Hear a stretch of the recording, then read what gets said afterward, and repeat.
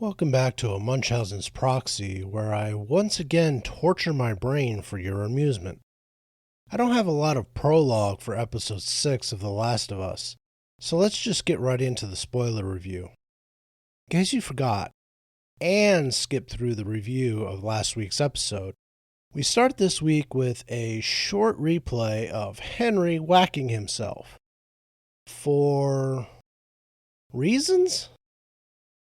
Then we flash forward 3 months, and I am once again amazed at the way this show moves these characters across the landscape of the United States. Between episode 3, where they were on the outskirts of Boston still, and episode 4, they moved to Kansas City. It was a fairly short amount of time, a distance of almost 1,500 miles. Granted, they were in a truck, so that helped quite a bit. Then we spend episodes 4 and 5 in Kansas City, before Ellie and Joel head out on foot from eastern Kansas, heading in the direction of Wyoming, a distance of 1,000 miles. While that is a long distance, it is not a distance that should take 3 months. Whatever. Don't ask questions. Just consume product and then get excited for next product. So 3 months after leaving the motel on outskirts of Kansas City, we are somewhere, presumably in Wyoming, where a man is heading towards a cabin in the snow-covered mountains. He's holding a pair of rabbits he caught, and he goes into the cabin, taking off his gloves and coat and putting down his bow. His very overweight and an apocalypse wife is sitting in a rocking chair looking a little stiff. That is about when Joel comes out of the side room, telling the native guy to take his gun out carefully and put it down, Joel covering him with his gun. The guy asks who Joel is, and he tells him he's just passing through. The native guy asks his heavyset wife why she didn't shoot him, and she tells him that the gun is all the way over there, nodding towards the gun, and that he didn't hurt her. The native guy notices some dishes on the table and incredulously asks if she made him soup. She replies, "Yeah, it's cold outside." Joel then tells him he is looking for his brother. The wife tells her husband that Joel has a girl with him, and Ellie pops up from the loft overhead, asking if she can come down from the loft. She comes down anyway when Joel says no. When he asks what did he say, Ellie says, "Come on, Joel, they're like 1,000. To which the native guy asks, "Who is this little psycho?" Joel asks him to show him on the map where they are, and his answer better match his wife's. Native dude looks at his wife and asks her if she told him the truth. When she says that she did, he asks her if she is telling him the truth, and she says yes. He looks at the map and points to where they are, and Joel looks despondent. Native dude then asks if he has seen Cody, and Ellie says yes, it's crawling with infected. The native guy then tells them anywhere there were people is infested. Ellie then asks about the fireflies, and the wife laughs when Ellie explains they are people.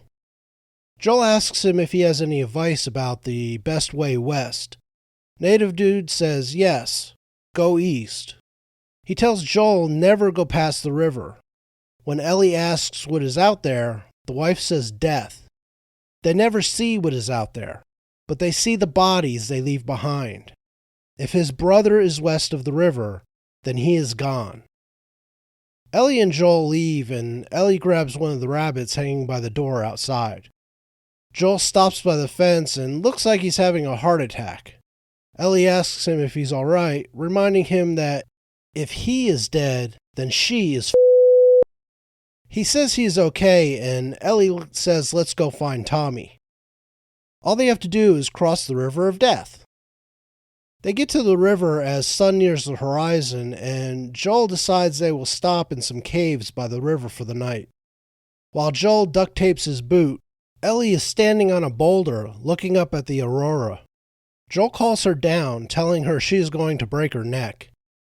He takes a shot from a flask, and Ellie asks if she can have some, which she finds disgusting when he gives it to her.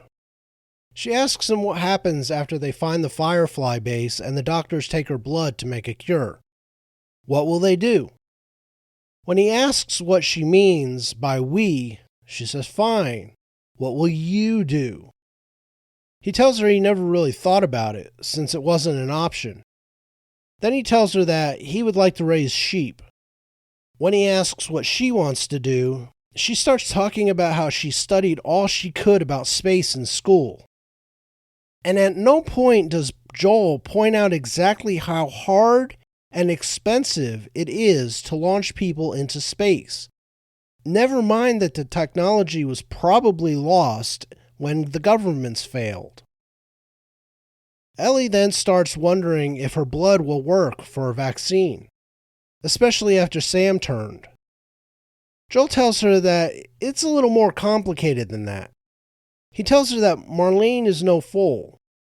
If she thought it would work, then it will. Then he tells her that he will take the night watch. He wakes up the next morning with Ellie standing watch with the rifle, and he tells her she should wake him if that happens again. She tells him she can stand watch, and he tells her that he is responsible for her.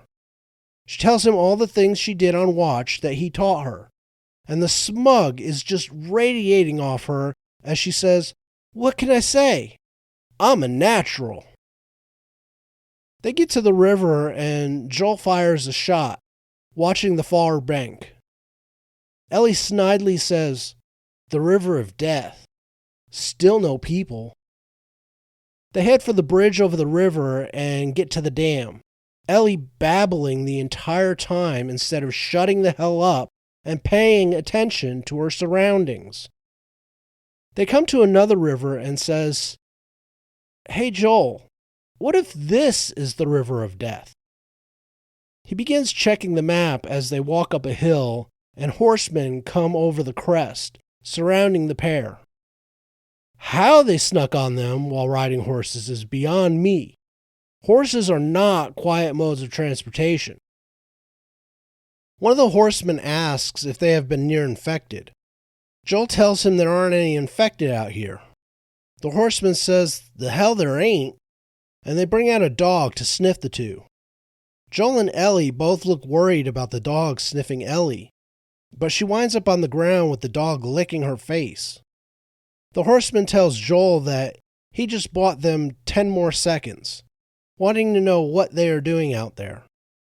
Joel tells him that he is just looking for his brother. Another of the horsemen rides forward, a black lady who asks what his name is. He tells her, and they cut to the horseman riding back towards the fort, having conveniently brought a couple of spare horses for Joel and Ellie. The watch on the wall opens the gate for them, and they ride into town. Joel sees Tommy on a scaffold and yells his name. They run to each other and hug. Tommy asks what he is doing there, and Joel looks around, saying he came there to save him.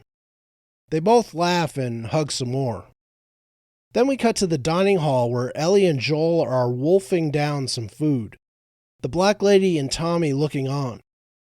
The lady tells them there is more if they need it, and Joel thanks her, telling her it has been a while since they had a proper meal. Ellie chimes in saying she's not sure she ever had a proper meal, and that the food is amazing. Joel apologizes for her and tells her to mind her manners. And this is about where I decided I was done. Ellie notices a girl watching her and belligerently says, "What?" Black Lady tells her the girl was just curious, that kids around here don't look or talk like Ellie. And like the arrogant little that she is, Ellie quips back with, "Well, maybe I'll teach them. And I want my gun back." The woman tells her that they also aren't armed. Tommy tries to play peacemaker, saying perhaps they got off on the wrong foot. Ellie fires back that she was going to have her guys kill them. Tommy tells her that they have to be careful who they let in there, that they are just trying to scare off those who might want to harm them. Ellie replies that they have a pair of 90-year-olds out there themselves. He tells her that a bad reputation doesn't mean you are bad. Black Lady adds, "Not always, at least," while side-eyeing Joel. Joel then asks for time alone for family, and Tommy reaches over to clasp Black Lady's hand, telling him that she is family. Ellie says, "Oh, congrats." When Joel doesn't say anything, she whispers, "Joel, say congrats." Tommy then suggests a tour of the town. They are told the settlement has been there for 7 years. They built up the town from a gated community, extending the wall that was already there. Joel asks how they keep the place quiet, and Black Lady tells him by not advertising, staying off the radio. They then explain that everyone chips in and nobody is really in charge. They have a democratically elected council and everything is shared. Joel says, "So, communism?" Tommy smiles and says, "No, it's nothing like that." Black Lady looks over her shoulder and says it's exactly like that. It's a commune. We are communists. She then suggests putting the pair in one of the empty houses. She then sees the brothers eyeing each other and offers to take Ellie over so that they can talk. Tommy takes Joel to the bar and he asks about Tess and Ellie as they drink. Joel lies for some reason and tells him that Tess is fine, and Ellie is the daughter of a Firefly muckety-muck looking for family out west. He asks Tommy if he knows where the base is. Tommy tells him that it is at the University of Eastern Colorado, a week's ride south. He warns that it is not an easy ride, with infected and raiders between the town and the base. Joel says that it would be easy for them, seeing as Tommy can shoot infected from half a mile away, as he was bragging to them on the tour. Tommy tells Joel that he can't go. Joel asks why, because his wife won't let him? Was she the one who kept him from messaging Joel? Tommy explains that his wife's people took him in and only asked that he follow the rules, meaning no radio. They rehash their past, and then Tommy tells Joel that his wife is pregnant. He says that he is scared, but he thinks he will be a good dad. Joel pours himself another drink and says, "I guess we'll find out." That pisses Tommy off, telling Joel that just because life stopped for Joel doesn't mean it stopped for him. Joel's face goes stony, or rather stonier, and says he will grab some supplies and they will leave in the morning before he storms out of the bar. Joel gets outside and again looks like he's having a heart attack. He sees a girl by the town Christmas tree that looks like his daughter from behind. He straightens up and leans forward, starting to walk towards her when she turns around and he sees it's not her. His heart issue passes and he moves on. At the house they will be staying at, Ellie gets out of the shower and there's a note left on the bed for her saying, "I'm across the street." With the clothes left on the bed is what looks like a diaphragm, to which she says, "Oh, gross." She dresses and goes across the street, walking into the house when nobody answers her knock. Black Lady comes in with a coat for her and asks Ellie if she got what was left for her. Ellie says, "Yeah. Weirdest gift ever." Black Lady says, "Yeah, but useful." Then she asks Ellie who has been cutting her hair, and Miss Snarky replies, "World-class salons." Black Lady then cuts her hair and they talk. She explains the memorial on the fireplace that Ellie was looking at when she first came in the house. She explains the memorial was for her son and Joel's daughter Sarah. Ellie says that explains a lot about Joel. Black Lady then says she's worried about her following Joel, that there are things she should know. Ellie says, "Oh, you mean he killed people?" They go back and forth, Ellie pointing out that Tommy also did those things. Black Lady says there is a lot Ellie is not telling her, and that is good. Be careful who you trust, because the only people who can betray you are those you trust. She then takes Ellie to the movies. Ellie is watching the movie and is not exactly enthralled, as most of the other kids she is sitting with are. She notices Tommy come into the theater, He goes over to where Black Lady is standing and they talk for a short moment before Tommy leaves. Cut to Joel trying to fix his boot in someone's workshop. He gets frustrated and throws the tool he is using. Tommy comes in with a new pair of boots for him. He apologizes for what he said. Joel asks him if the ride to the university is a suicide mission. Tommy tells him, no, it's dangerous, but if you prepare and do what Joel does, he can handle it. And as this scene goes on, I am getting the feeling this episode is about to get retarded. And I'm right. Joel asks if people go that way and come back. Tommy tells him not all of them. He then asks Joel what this is all about. Joel then blurts out that she is immune, that Ellie is immune. Tommy gets a worried look on his face, but Joel tells him he saw her get bit months ago, and she is immune. Tommy pulls up a seat and tells him to give it to him from the beginning. Joel tells him about Marlene, the job to smuggle her out of Boston into the base, Tess getting bit and making him promise to take Ellie, their stop in Kansas City. While that voiceover is going on, Ellie is shown walking down the street. Cut back to Joel telling Tommy about him being too old and slow and deaf to protect her.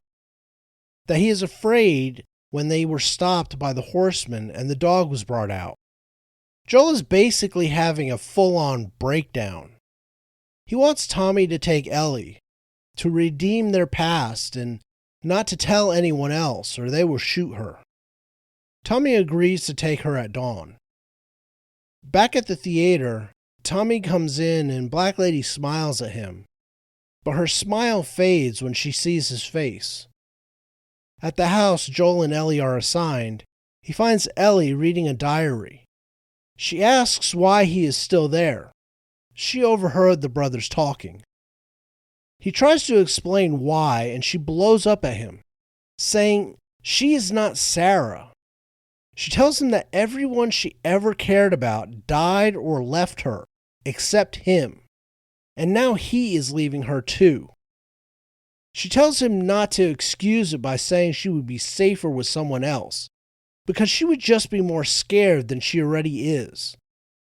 He tells her that she is not his daughter, and he is not her father. Come dawn, they are going their separate ways. He goes to his room and they show flashbacks of Sarah before the screen blacks out. Come morning, Ellie is ready and waiting to leave when Tommy shows up.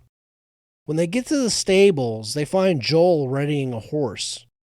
He tells Ellie that he was going to steal the horse and leave, but that was 30 minutes ago. He gives her a choice, telling her he thinks she would be better off with Tommy. She doesn't even let him finish before she tells him, let's go, throwing him her bag. They leave the stable and Joel helps Ellie mount up. He asks Tommy for directions and his brother tells him to head southeast until they hit the highway. They hug and Tommy tells the pair that there is always a place for them at the town. Joel asks for Tommy's rifle since his wife took Joel's, and they leave. They show Joel trying to teach Ellie how to shoot, something that should have been done episodes ago. And then they ride off into the sunset, and I was praying that would be the end of the episode. Alas, I was not so fortunate. Ellie begins babbling again, asking if how the town was run was how the rest of the country was before the apocalypse. He tries to explain the differences and what he did before. Another day, and they are talking about how American football worked when they hit the highway. And she completely jinxes them by saying the 5-day trip was easy and she doesn't know what Tommy was worried about. He tells her that there is still time to find out. In the distance, there is a city. They make it to the university, but they don't see any fireflies. As a matter of fact, the only living thing they see are a troop of monkeys that bolt when they get too close. They find the base in one of the science buildings, but it is unguarded, looking abandoned. The look on their faces hints that both are remembering their layover in Kansas City and the abandoned gates there. They dismount and arm up, heading into the building cautiously. The lobby is a mess, papers strewn everywhere, but completely devoid of people. They find a packing list and are wondering if the Fireflies moved when they hear a noise upstairs. They go to investigate. The noise turns out to be monkeys going through leftover junk in one of the rooms. In the room, they see a map that suggests the Fireflies moved base to Salt Lake City when they hear a noise outside. Looking out the windows, they see a group of 4 men heading into the building. Joel tells her to head out the back door. They get to the horse and are ready to mount up when Joel is attacked from behind. Ellie warns him and he's able to duck the bat swing. He struggles with the guy and manages to break his neck.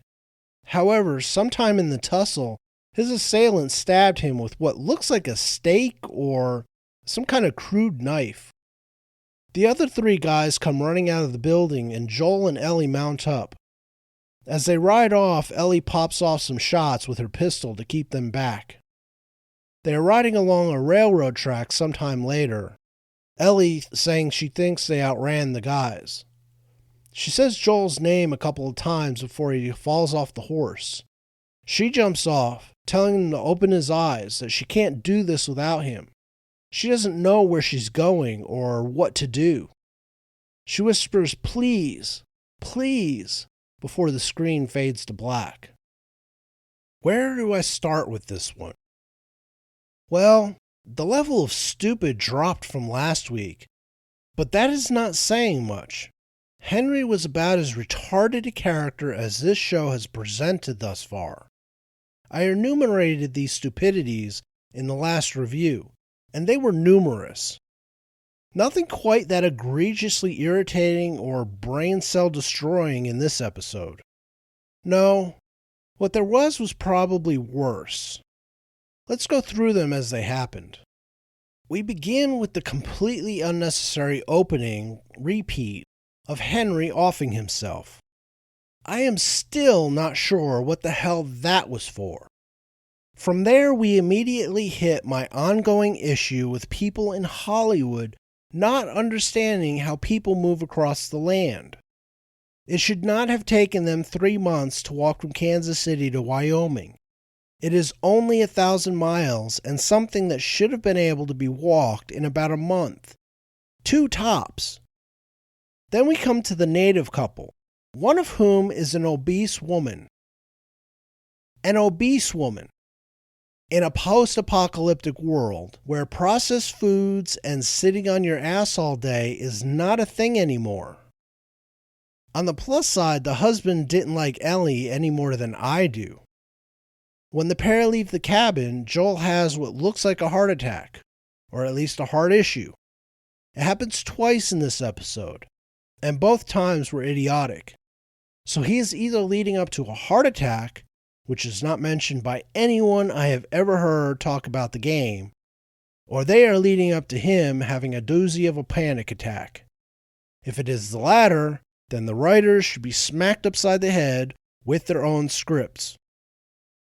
When they stop for the night near the river, the fact that he is written to think he can take night watch all by himself is blindingly stupid. When exactly is Joel sleeping if he is not trusting Ellie to share the night watch? I have no idea what this scene was meant to do other than to build up Ellie's character at the expense of tearing down Joel's. The fact that it only makes Ellie look like a cocky little only increases my irritation with the scene. And the cocky little continues when they get to the river and she snidely scoffs at the river of death when they stop to scout the other bank before crossing. She is not so cocky when the horseman who can somehow ride horses at a trot without making a sound until they come over the hill, bringing out a dog to sniff the both of them for fungus. But, of course, the dog does not smell it on her and winds up in complete puppy love with her, licking her face to her giggles. Then the cocky little is back when they are in the mess hall, and she snaps at the girl watching her. Continuing the attitude with the black lady whose name I honestly forgot because she is a forgettable character. If I did not recognize her from True Blood, I would consider her a non-entity in this episode. She is basically a walking exposition dump. And then there's the little issue of HBO deciding that their little town is a commune full of communists. Communists who just so happen to elect their government and have private property. Mao and Stalin would beg to differ with their definitions. I am not sure why Joel decided to lie about why he is with Ellie, nor why he lied about Tess being alright in the bar scene. He winds up tattling on himself later, so the lies were pointless.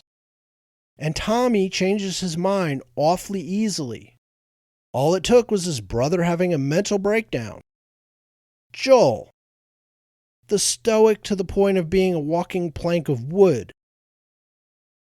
It was a scene I was having a hard time buying in the first place, but when Joel's waterworks start in the shop, I was out. This episode dragged ass, but after that scene, I kept checking to see how much more I had to endure. The confrontation in the house the pair were assigned was completely understandable, at least from Ellie's part. The hurt and sense of being abandoned yet again was within character, and not too badly done by the usually ire-raising Bella Ramsey. Joel's part of that scene, however, was completely jarring after seeing him so mentally soft. In the face of pissed off and hurt teenager, however, he suddenly reverts back to the stoicism? What the hell, writers? Do any of you know what the word consistency means? You cannot have a mental breakdown one scene juxtaposed with a scene of stoic hardness in the face of Ellie's pain the next. Especially since Ellie being hurt was a trigger for his protective instincts in past episodes. And the very next sequence then undoes all of what just happened, when Joel is suddenly volunteering for escort duty again. When they leave, we get a scene that should have happened as soon as they left Boston.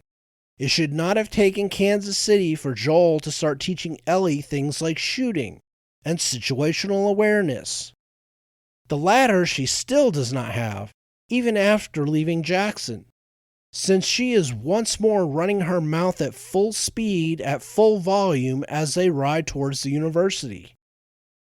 Speaking of their ride, how the hell do writers justify the arrogance and overconfidence Ellie displays throughout this episode? I did not think she could get more annoying than when the show first got running, and she was getting better as the episodes progressed. However, after last episode, where she was the best she has been in this show's run thus far, she not only took back the ground she was making, but managed to jump up and down on my final nerve all throughout this episode. The final scene, where she is tearfully crying for Joel to wake up, did not undo the damage. I said in my episode 3 review that I was probably in it for at least this season. Yeah, this episode crushed that sentiment into the mud and then pissed on it. The writing in this episode, particularly for Ellie, but not just for her, was dreadful. No amount of great cinematography can outweigh such mediocre characterization and idiotic writing decisions. The Last of Us has been boring from the start, with some episodes being more so than others. Looking at you, episode 3. But episode 6 did it in for me. With other shows like The Rings of Power, Blood Origin, and The Peripheral, they were not so devoid of things to catch my eye or cringe at like The Last of Us is. It is not terrible overall, but it is also nowhere near interesting in either a good or bad way that I care to continue to watch such dreck. especially since there is always in the back of my mind the knowledge that the show is going to go completely to hell when they begin incorporating the moronic story of The Last of Us Part 2. I was planning on bouncing as soon as that happened. This episode made that decision arrive a little sooner than I anticipated. I am officially out with the show. There has been nothing in this show to make me think it will get any better than what we saw in Episode 5. And Episode 5 was mediocre, boring crap. Perhaps if they started with The Last of Us Part 2 storyline, I could embrace the cringe and horrid writing, venting fully my irritation with how stupid it is. But this has been just boring, baffling writing, combined with performances by actors that made me care not a whit about any of them save those they killed off in the first 2 episodes. This video went on longer than I thought it would, so I will end it here. I'm planning to get my review of the Arc Episode 4 out next. Hopefully that show continues its upward trajectory. I'm also planning to do a season review of Peacock's Poker Face, a series that rather surprised me. Look for those in the next few days. Thanks for watching. If you like what I do here, please hit the like button and subscribe to the channel. Make sure the bell icon is clicked on so you are notified when new videos are uploaded. Please share the video and comment down below. It is all appreciated. Until next time.